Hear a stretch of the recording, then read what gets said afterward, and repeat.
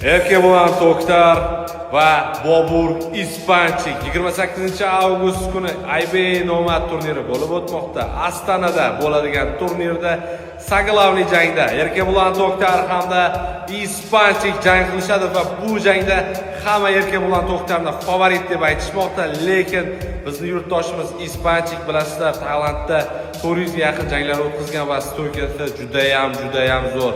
Bu yerda boks pravilasi bo'yicha, ya'ni kulachli boks bo'lib o'tadi. Parter kurash yo'q. Ispanchikni bilasizlar, основной stoykachi. Kecha yaqinda ham All Star Boxingda Muhammad Ali Nurusovdan texnik g'alaba qozongan jangchimiz 28-avgust kuni Erkebulan To'xtarga qarshi. To'g'ri, To'xtar populyarniy boец, o'sha To'xtarni hamma kuchli deyishyapti, lekin o'rtoqlar esinglarda qolsin, Bobur Ispanchik g'alaba qozonadi va hamma o'sha tabriklayotgan momentda o'sha mana shu gapimni esingizlar. Bobur Ispanchik jangchini yuragi urib tursa bo'ldi, qolgani hech nima emas. Bobur, biz sizga ishonamiz. Let's go O'zbekiston.